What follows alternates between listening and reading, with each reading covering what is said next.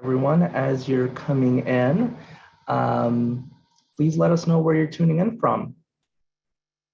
Should have a large crowd today, so we'd love to know where you're coming from. I'm right here at the museum in Hartford, Connecticut. So we have someone from Norwich.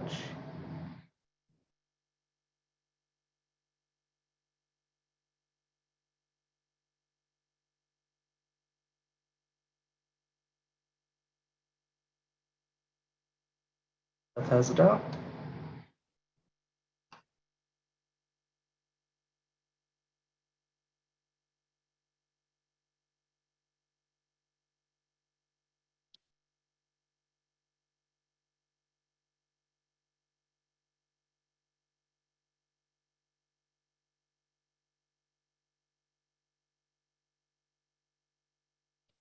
Colorado.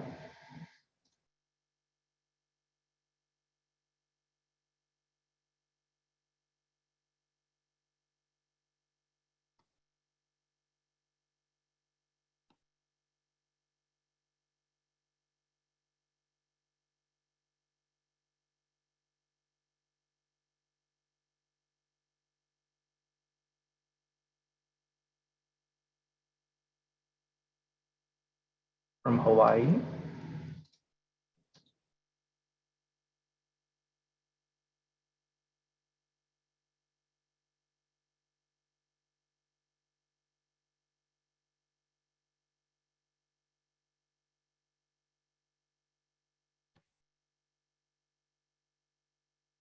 West Lebanon, New Hampshire. So we're just gonna wait a couple, well, not a couple minutes. We'll wait, we'll wait about 30 more seconds for people to arrive, get started because we're at 12:05.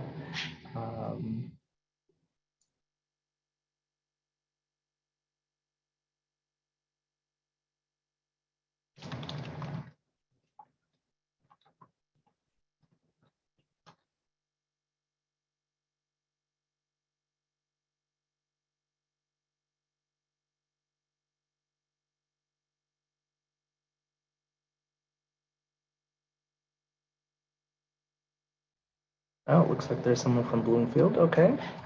So I'm gonna go ahead and get started. Our moderator is not here yet.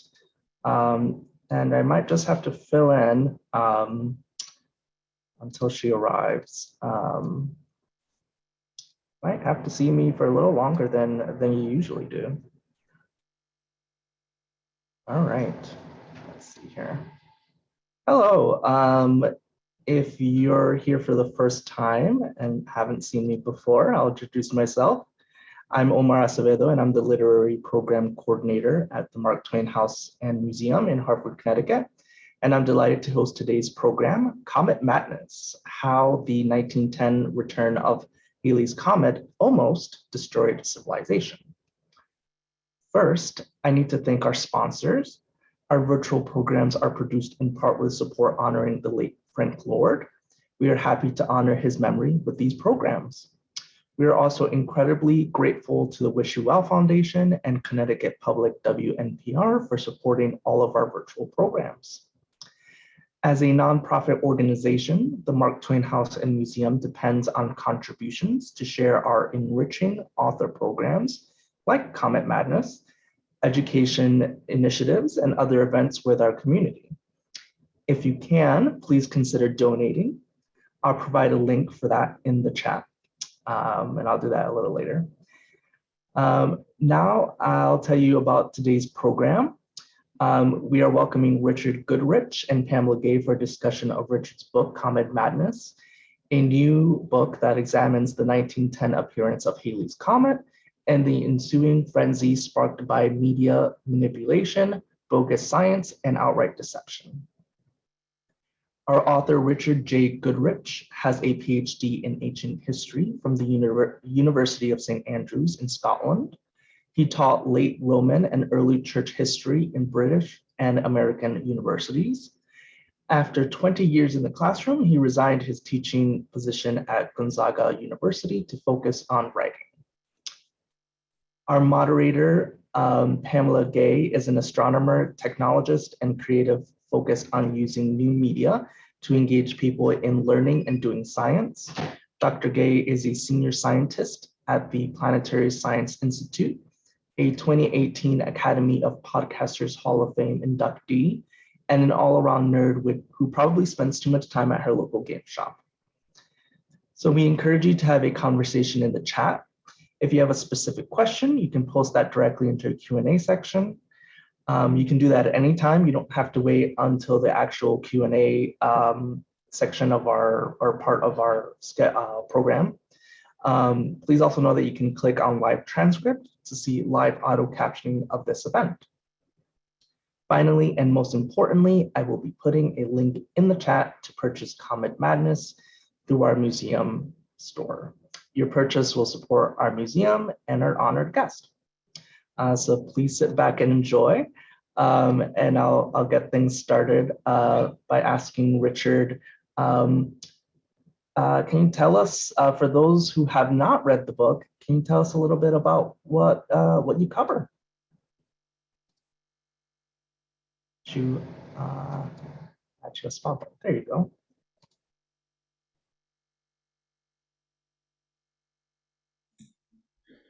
All right. Well, thank you. Thank you, Omar, and thank you for Mark Twain House for having me here. It's very exciting to be here and speak with everybody today about Comet Madness. And I think to go right to the heart of your question, Comet Madness is about essentially a media-generated frenzy that took place in 1910 when Halley's comet returned from its 75-year orbit through space. Now, of course, this wasn't the first time Halley's comet had ever returned, but there were, it was probably the first time you had a modern press organization covering it. And as sometimes happens with the media, things got just a little bit out of hand.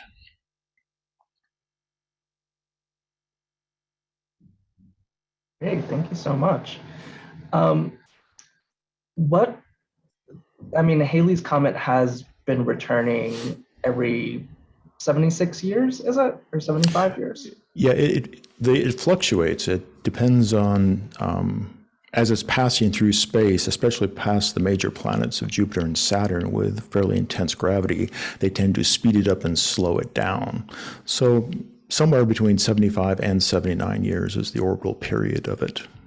What was it about this 1910 appearance that was particularly caused so much chaos?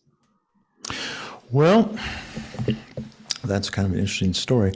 The major problem with this is that it was going to pass very quickly through, or excuse me, it was going to pass very close to the Earth. And so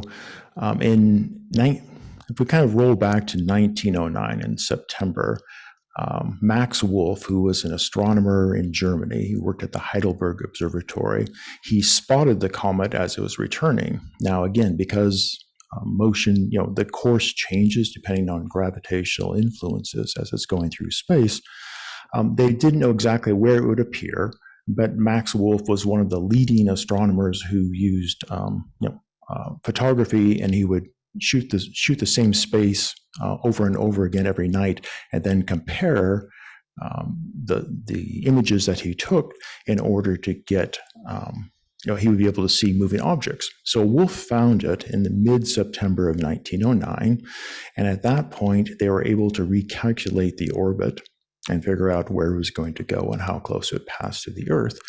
And an astronomer named Frank Seagrave, at the end of September, released his findings, which were it was going to, as it passed between the Earth and the Sun, it would pass about 15 million miles away from the planet. Now, to give a sense of perspective, the moon's about 280,000 miles and Mars is about 54 million miles. So it's quite a ways away as it's passing through. However, one thing that was interesting about the comet is because the tail is so long, the Earth would pass through the tail. And so this is the question that arises. What is going to happen to the Earth as it passes through this tail? So I suppose we could say there were four major fears about what would happen at this time. So the first fear, of course, was a direct collision. And if you're within 15 million miles, maybe the gravity of the Earth would pull the comet in. Now, you have to understand, as we're thinking about this, astronomy is still relatively, they haven't made the great advances they're going to make in the 20th century. So a lot of the things about comets were not known. Halley had established that they were objects that passed through space on a periodic sort of orbit, but there are still a lot of unknowns about the comet, including, what is the body of the comet?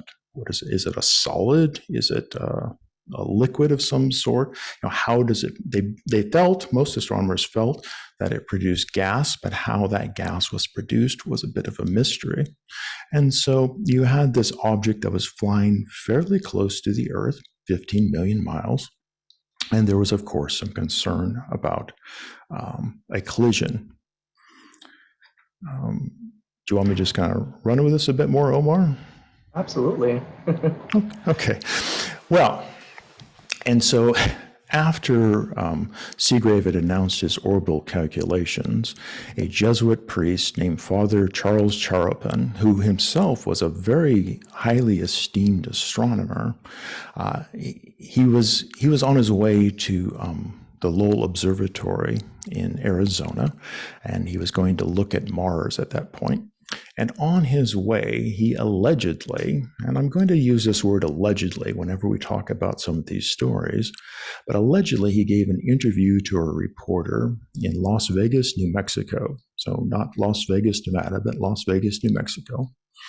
And in this story, or in this interview that he gave, Father Charropin said that he felt the comet was going to strike the Earth, and when it struck the Earth, it was going to wipe out all life, so it would destroy the planet, and it would initiate the second coming of Christ. So he felt that the comet was coming, was going to strike the planet and fulfill biblical prophecy.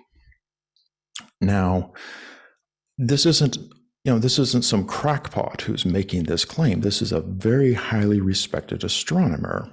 And so I used that word allegedly a few minutes ago because probably, as we'll see during the rest of this discussion, this will not be the first time that a newspaper reporter will make up a story and throw it out there on the Associated Press newswire. But you can imagine what happened. When this story was released, people went nuts. And it spread, of course, through all across the country. Newspapers ran this story. And so this caused quite a concern. So right out of the gate, you had this idea that maybe the comet will strike the Earth and destroy the Earth. And that is somewhat unnerving, as you might imagine. Now, you have a lot of very highly trained mathematicians who are doing the math, and they're calculating the orbit, and they quickly were able to just, sort of allay the fear of that. It's just absolute nonsense. 15 million miles is not going to happen. Okay. So that was kind of, if you will, the opening salvo in the Comet Madness media storm, and the idea that the Earth would be destroyed. Well, we still have this problem. It's going to be coming close, 15 million miles, and the Earth is going to fly right through the tail of the comet. What's going to happen when we do that? And this is going to become one of the major questions of the day. Most astronomers came down on the side of, the comet tail is far too diffuse. It's stretched out over 20 million miles by the time it's going to pass through. So the gas is extremely diffuse. The Earth's atmosphere is relatively thick, especially in comparison to this. And so nothing's going to happen. In fact, astronomers were able to point to past cases where nothing had happened. I mean, this wasn't the first time the Earth had flown through a comet's tail.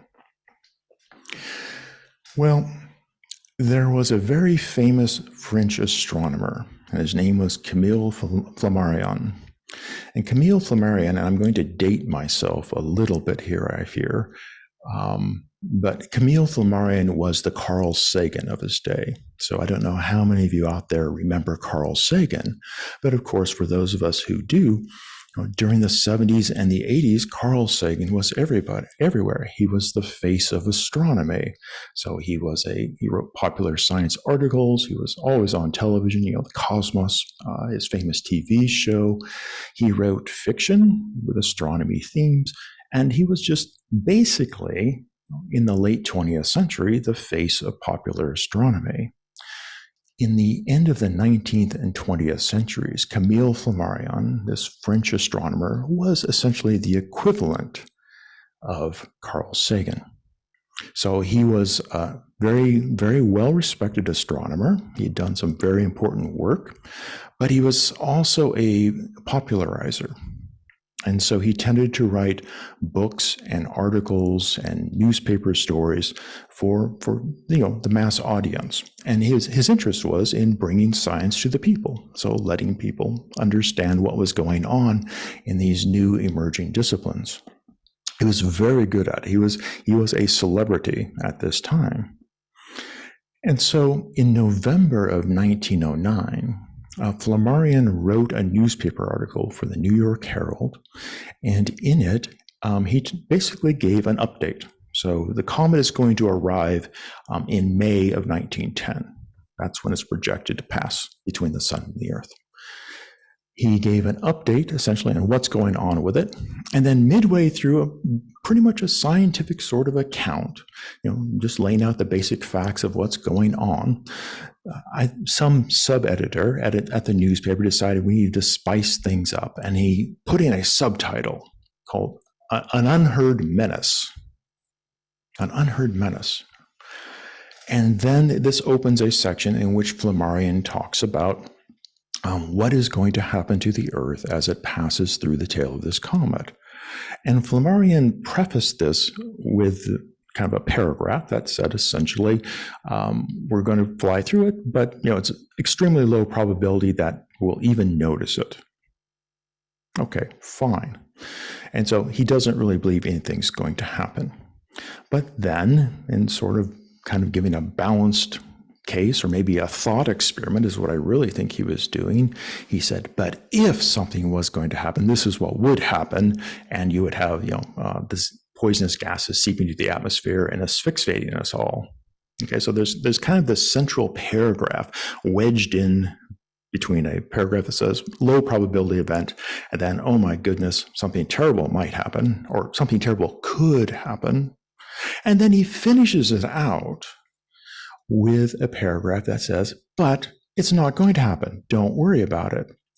It's like a locomotive blasting through a light fog that you see, rising early in the evening. The fog is completely insubstantial, and the locomotive just shoves it aside. That's exactly what the Earth is like as it hurtles through this tail. Well, the newspapers tended to take that center paragraph, the one that said, if it was going to happen, we would all die in an incredible pain and agony from being gassed. And that's the story they started to run. Oh, someone did ask a question about concern of being affected by poisonous gases from the tail. So it sounds like this is where you're going with that. Exactly.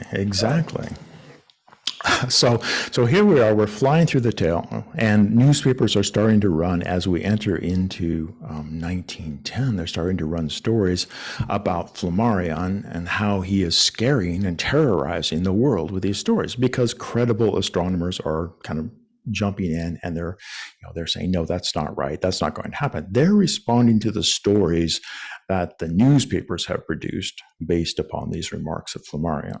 Now, Flammarion, he is going to say, a month after this, I've been getting these reports that newspapers in the United States are running these stories that claim I'm saying this. It's not true. Nothing is going to happen. But that's not the story that gets traction. So in March of 1910, the astronomers are continuing to study the comet as it is appearing. And they're doing spectroscopic analysis of the gases in the tail, and they find out that one of the components of the comet's tail is cyanogen gas. Now, cyanogen gas, for those of you who are not familiar with this particular substance, is highly toxic, is a very close relative of cyanide. And so it is blue in color, it smells like almonds, and they were using it for exterminating insects.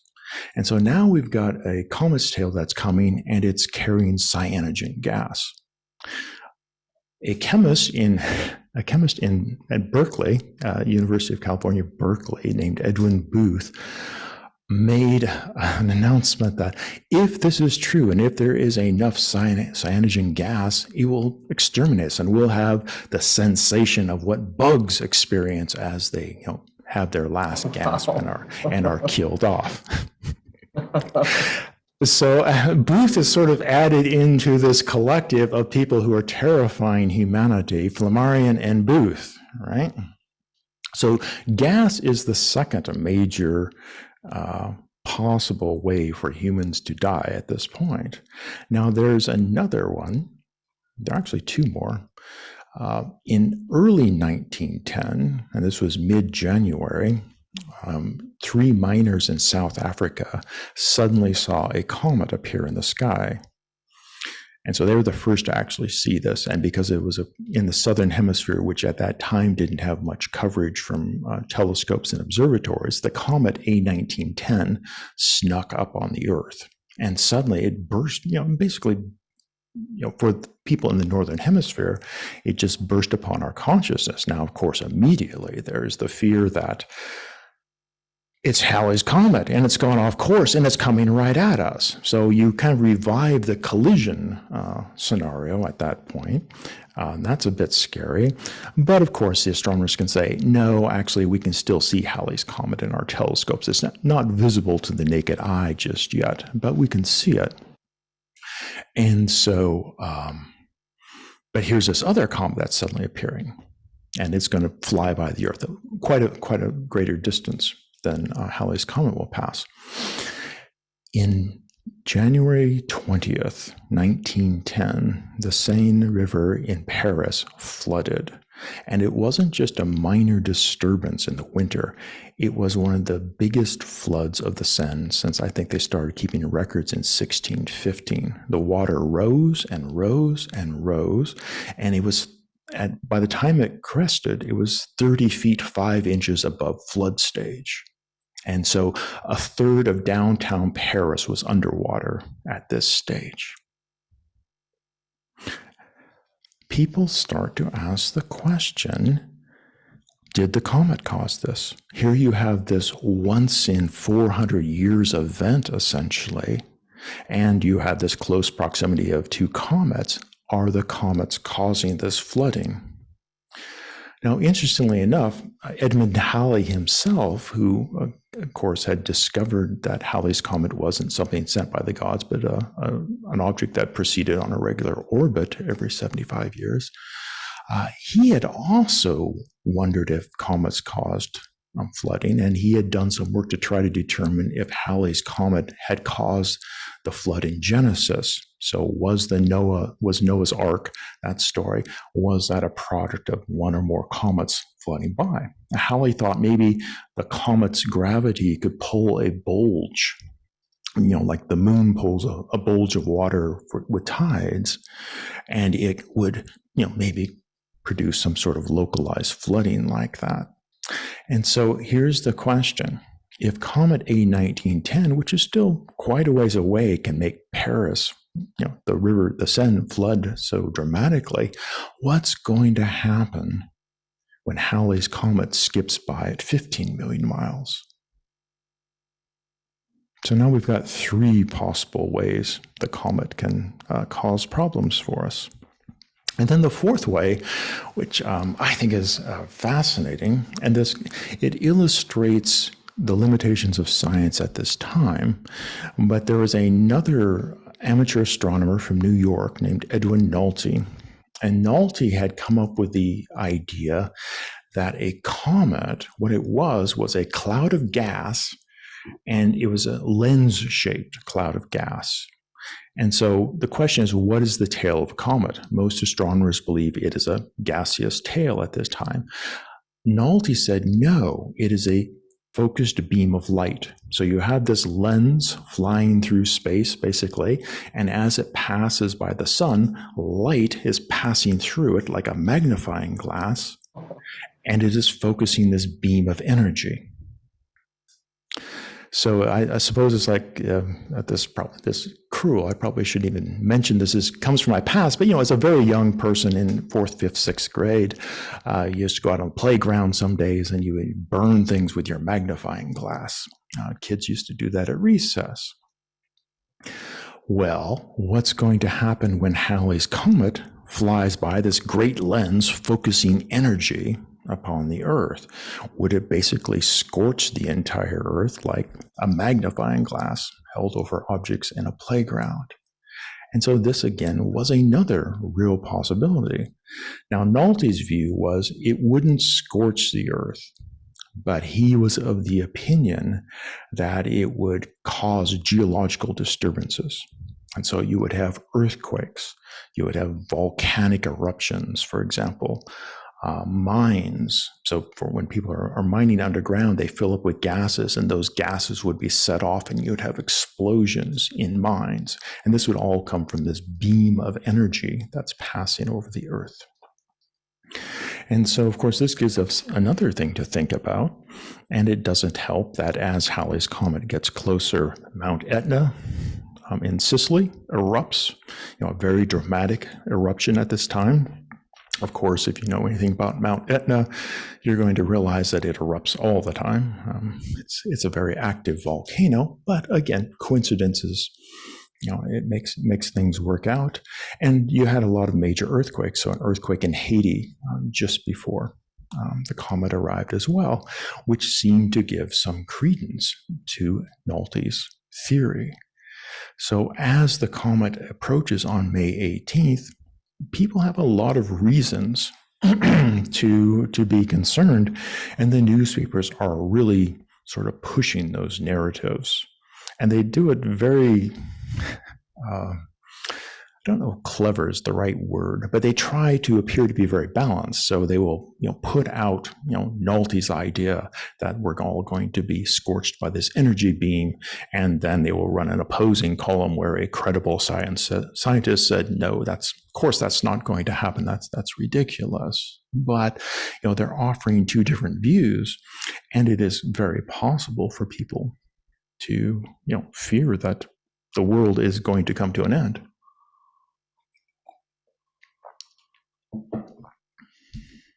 A lot of things are going through my head. The initial one is, this makes sense. This is the age of yellow journalism, that the media of the early 20th century would blow something out of proportion like that.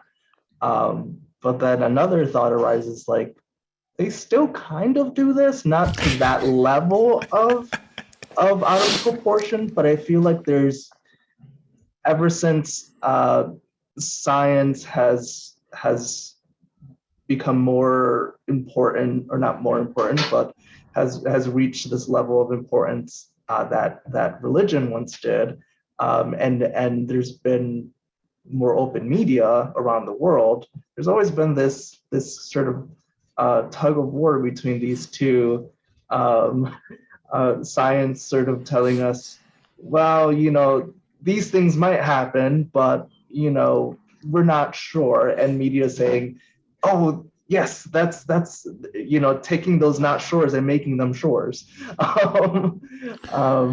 Does that come out of that earlier period in the 20th century, or is there another reason for that?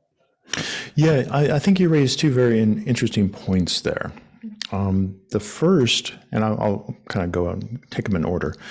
In 1919, Upton Sinclair, who was a very famous American author at this period, he's most famous for his book, The Jungle, which was an expose of Chicago meatpacking industry. But in 1919, he also wrote another book called The Brass Check. And the brass check was his critique of journalism. So he had spent a lot of his life, in addition to writing books, also writing for newspapers and magazines. And he had noted three important trends of what he called the capitalist news organizations. And underpinning all of this is, of course, the need to make a profit. So if you're running a newspaper, if you're running a magazine, if you are running a cable TV network today, you have to make a profit. And how do you make a profit? Well, you have a lot of subscribers. You have a lot of people who will tune into your television show. Well, again, I'm kind of conflating now and then. They didn't have TV back then. So you need essentially what they call today clickbait, right? You need something to draw the people in and keep them clicking, keep them engaged. How do you do this? Well, the recipe is the same today as it was back then. And in Sinclair's critique, his view was that the media basically will exaggerate a story. And so you take a story that's should be fairly inconsequential, and because it gets a great deal of media attention and people focus on it, it becomes a consequential story. Now, I would argue, as impressive as the 1910 pass of Halley's Comet was, it was really only a moderately interesting science story. No serious astronomer thought, Halley's Comet was going to, it was a great opportunity to learn more about comets, but none of the serious astronomers thought we were going to die. But that's kind of a boring newspaper story. And so if you can find a way to kind of juice that up, and that might mean printing all sort of crackpot theories, well, you're going to run with that, right? That's going to keep people reading. The second thing that he noted was that they misrepresent people's views, or basically just, make things up. And this was definitely the case of Camille Flammarion. So here is poor Flammarion. He is going to write article after article right up to May 18th, 1910, when the comet does pass, saying, I did not say that. I did not say that the comet is not going to harm us, period. But again, that's not what they're going to. Even after the comet passes and nothing happens, they're going to be writing about Flammarion, the guy who tried to terrify the world. And he never said that. So that's the second, misrepresenting. And the third is simply making things up, making up stories out of whole scratch. And I open with a story which I think is absolutely fascinating. On the day after Halley's Comet passed, there was this very dramatic account that came out of Aleen, Kansas.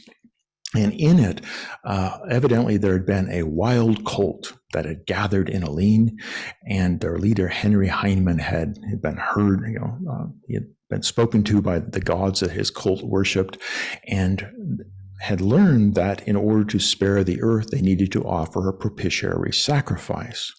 So they took a young 16-year-old girl from the cult, and they took her out into the mountains and prepared to sacrifice her. So sacrifice her to the gods, and then the comet will not destroy the earth. And then you have this kind of very dramatic movie ending where Sheriff Hughes puts together a posse. He hears what's going to happen. He puts together a posse. They ride out in the mountains, and just as Haim is about to execute or to sacrifice this poor young girl, they save her. Okay, so this is a wonderful story. And you think, oh, wow. And of course, as you can imagine, it is such a dramatic story. It goes everywhere. Hundreds of newspapers run this story. And it runs for months. Halley's Comet passed May 18th, 1910. The story is still being printed in August. So Sheriff Hughes saves the days. He arrests all these people. He saves the girl. Then what? Then what happens? Well, search the newspapers. You will never find an answer to that question. Did Henry Heinemann and his band of nefarious evildoers go to prison? Did they go on trial? Were they executed? The story ends right there. And there's never a follow-up to this story. And what's intriguing is the town of Aleen, Kansas at this time has 303 people. It has one newspaper, a little town newspaper. Then the little town newspaper had been covering stories about the comet. And so the week before they had some stories about the comet. The week after they had some stories about the comet. Now you would think in a town of 303 people, if a cult had wanted to sacrifice a young woman and had been just broken off, nipped in the bud by this action of this sheriff, that would be front page news. No, there's no story from this local newspaper or basically any of the newspapers around the area. It was completely made up. A reporter made it up, threw it on the wire, and out it went. And there were so many stories at the time that that followed this exact same pattern. Very sensationalized stories that were just pure fiction being passed off as news. So that's one thing. And then I think the other thing that you'd asked about was science versus the media. And I know all of us, is butter good for you?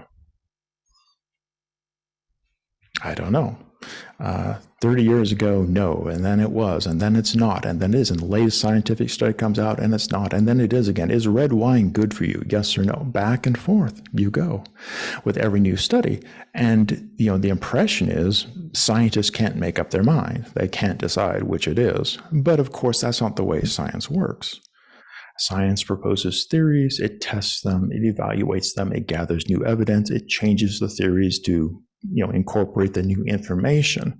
And so I think we, as both media consumers and people who present media, we want black and white answers. Yes, butter is absolutely good for you. Eat as much as you want. No problem whatsoever. But, as we get new information, we have to revise that. And that's certainly the case here. In fact, the scientists do not completely understand the comet. They do not have the knowledge that we have today. They don't know how the gas is produced. They think, like Edwin Nolte's theory about the big lens is flawed. It doesn't make a lot of sense. If it was a beam of light being focused, why do comet tails sometimes curve? Or why do they seem to split into several tails? I mean, how do you explain that sort of thing? But on the other hand, they don't have yet enough experimental information to actually form a theory.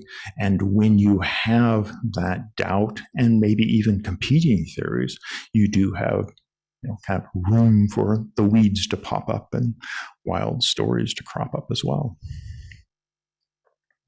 And you've covered journalistic scams, but someone has asked, did any scammers try to profit from the scare by, for example, selling shelters or antidotes for the gas?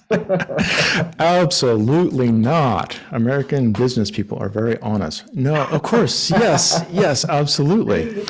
And so, yes, as terror mounted, and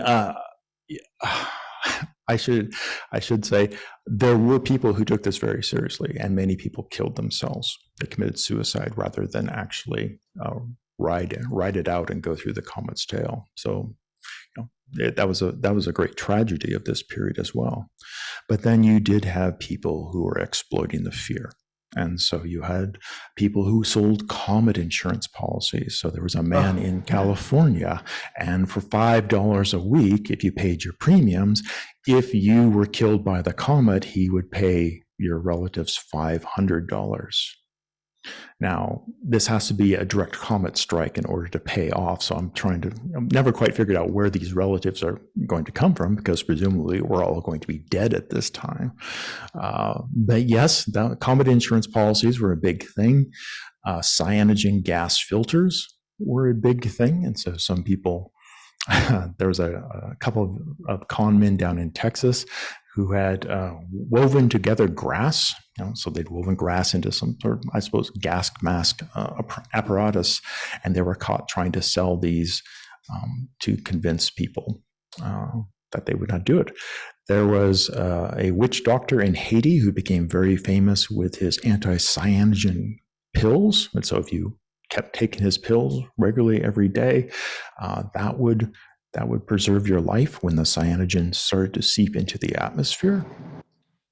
Bartenders, this is not really, I don't know, this is more clever advertising than perhaps a scam, but several bartenders in New York made an announcement to the paper that they discovered that alcohol counteracted the effects of cyanogen gas. And so if you rode out the storm in a bar and just lined up glasses of scotch and just kept sipping, you would be fine.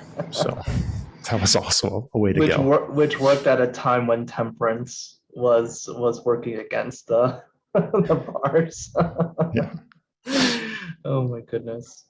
There are two questions, and I'm trying to put them together, but Okay. but let me see what I can do. Someone's asked if well, they've asked if there's ever been this level of fear of a comet before or after. I want to focus on the before rather than the after. In order to connect this to this other question, how did you decide to write about this topic? Because your scholarship is in ancient history. True. Yes, there has been a fear of comets that's really baked in. I won't say it's baked into the human genome, but culturally, comets have always been rather terrifying for humans. And the reason for that was they appear out of nowhere and they appear unexpectedly. And as far as humans could discern prior to Edmund Halley, they appeared. And what does that mean? And so most people, going all the way back to the ancient Greeks, the Romans, Chinese astronomers and astrologers, they were very convinced that comets were signs from the gods. And when a comet appeared in the sky, it was usually associated with chaos, social upheaval, often the death of a leader or a king. And so these were very common interpretations of these events. And that is going to persist down through the Middle Ages, right into the age of Edmund Halley, who proved that comets actually are just astronomical object. They are not any sort of special message from the gods or the god.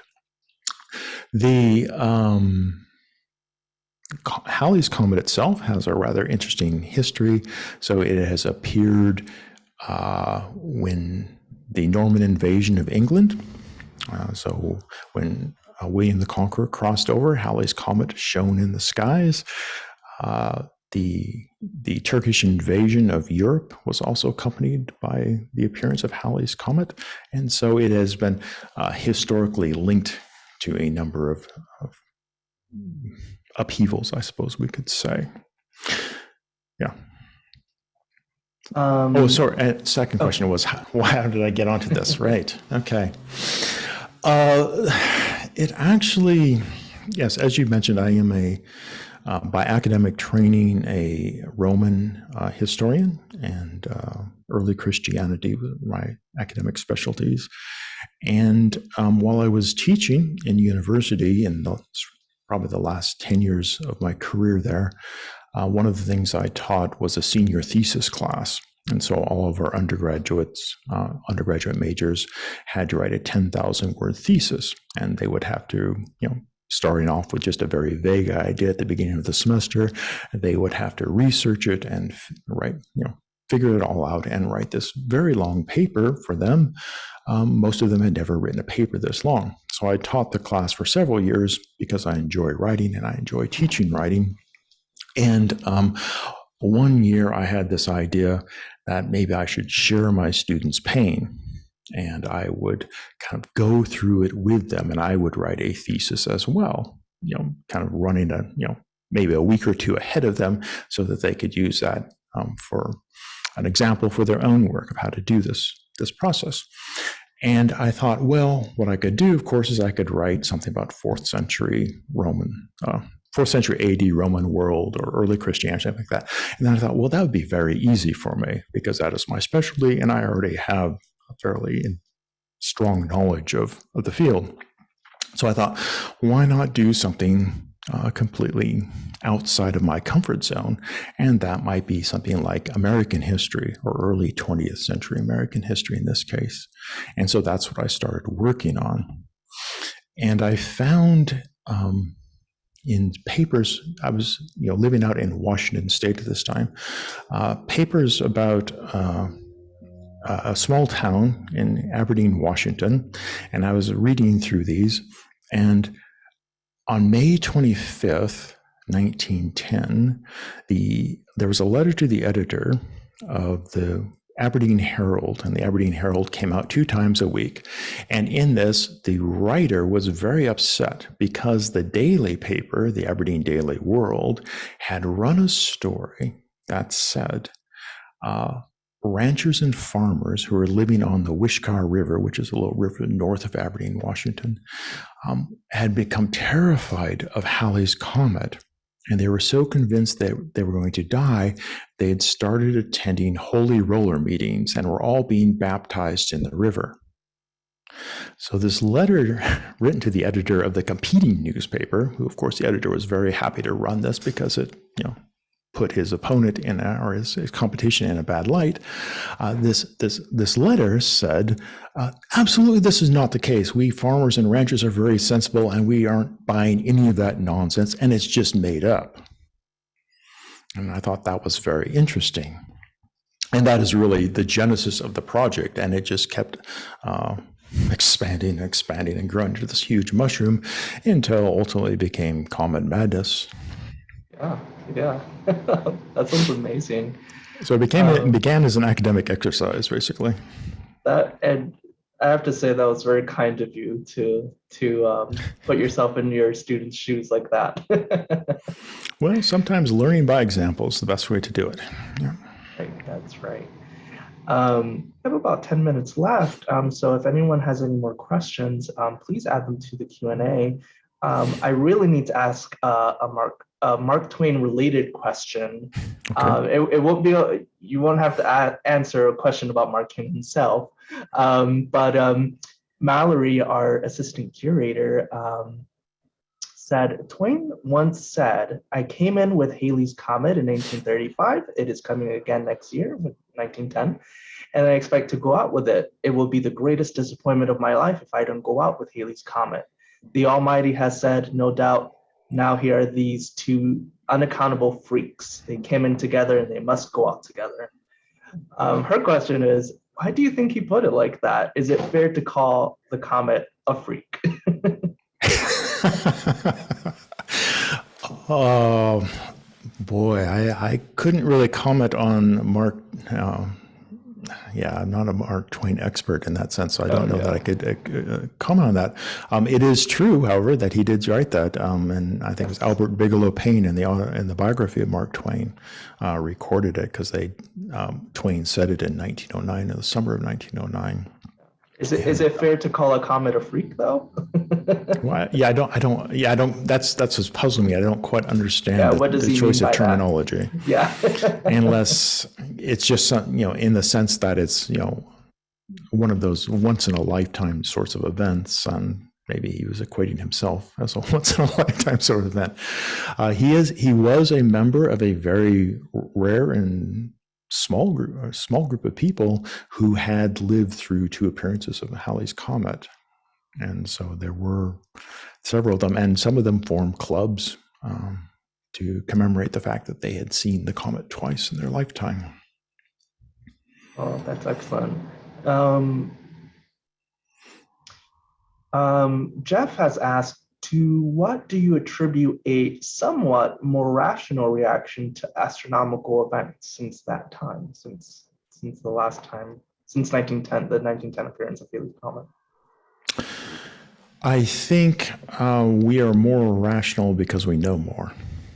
And so I think the science, especially about comets, is fairly well established at this point. We've landed probes on comets. We know exactly what they are. And so I don't think they're as terrifying anymore. On the other hand, an announcement made that there is a comet that is now heading directly at the Earth. I think irrationality would blossom rapidly. Now, something that I'm curious about, I'm going to age myself. Um, I was born the year after the last appearance of Halley's Comet. Um, do you remember that? Do you remember that last appearance of Halley's Comet? Well, I'm a bit older than you are, Omar. I figured. I figured. Yes, I was in college when it came through the last time, and it was not spectacular. It was rather Yeah, that's what I've disappointing. heard. Yeah. So the 1910 approach was very spectacular. It filled the sky. The 1986 was kind of a damp fizzle, I suppose we could say. And I think part of the reason is, and I'm sure there are many other factors, but I think comets are a wasting asset. And so every time they pass, they lose more and more material. And so they become less splendid with every orbit. Is there any idea as to what the 2069 is the next one? What that appearance might be like? Are there any? I don't want to say predictions because it's science, but any forecasts on how that will be? I have not seen any, so I think it's probably a bit early for everybody to start thinking about the next visit. I would like to see it. I'd like to be around. I doubt if I will be. And that was Halley's problem as well. He had predicted when the next appearance of Halley's Comet would be, but in order to do that, he would have to live, I think, 30, 35 years. And so he died with still quite a period left before his prediction could be proven true. So he had a great theory that everybody was waiting to see if it would actually work out or not, and it did. So we'll close it out here. Thank you so much, Richard. This was absolutely amazing.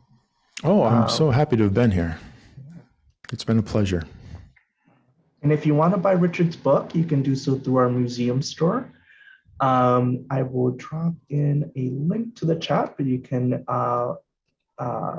find it on our website. And we will also be uploading this webinar probably in a couple hours. I'll be able to do that on our YouTube channel, so you could rewatch it, share it with others. And you can also join us for future free virtual programs. You can join us for Empire of Ice and Stone on February 21st, which tells the story of the ill-fated 1913 Canadian Arctic expedition of the wooden-hulled brigantine Kurluk, considered the last great voyage of the quote-unquote age of discovery.